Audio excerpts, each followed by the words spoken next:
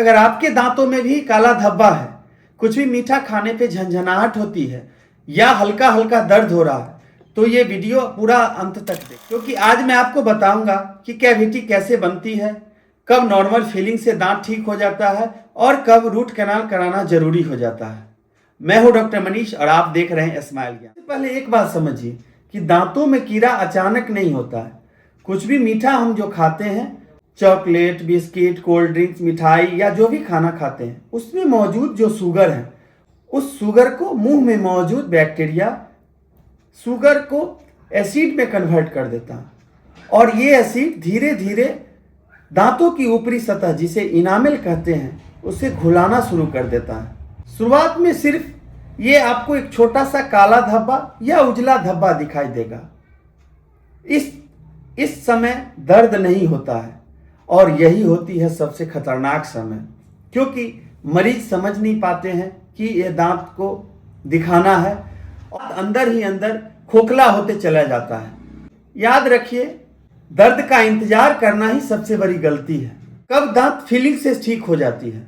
अगर कैविटी सिर्फ इनामेल या डेंटिन में है तो ये नॉर्मल फीलिंग से ठीक हो जाती है। इस प्रक्रिया में हम दांतों में सड़ा हुआ हिस्सा जो है उसको हम हटा देते हैं और स्पेशल टूथ कलर मटेरियल से इसकी फिलिंग की जाती है।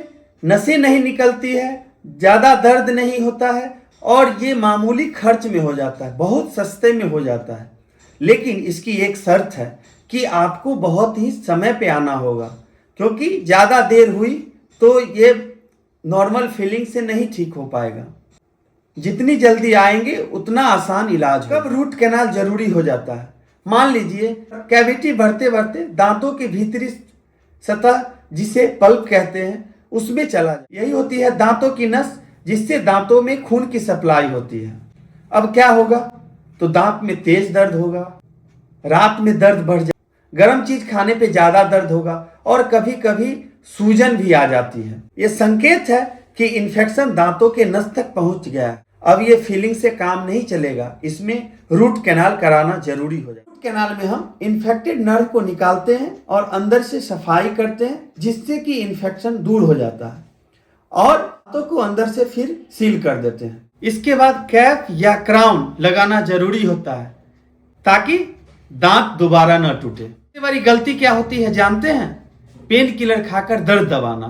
दांत में दर्द हुआ और दर्द की दवा खा के दर्द को दबा लिए, दर्द तो कम हो जाता है लेकिन इन्फेक्शन कम नहीं होता। कई बार पेशेंट तब आते हैं जब इन्फेक्शन पूरे फेस में फैलकर और सूजन आ जाता है। उस समय इलाज मुश्किल भी होता है और महंगा भी। कैविटी से बचने के लिए आप ये 3 उपाय करें। दिन में 2 बार अच्छे तरीके से ब्रश करें, कुछ भी खाना खाने के बाद कुल्ला करें और 6 महीना पे दर्द रहे या ना रहे डेंटल चेकअप जरूर करें, क्योंकि दांत का इलाज जितना जल्दी होगा उतना सस्ता। अगर आपके भी दांत में काला धब्बा है और हल्का सा दर्द हो रहा है, झंझना रहा है, तो इसे तुरंत दिखाएं, पर इलाज कराएं और अपने दांत बचाएं।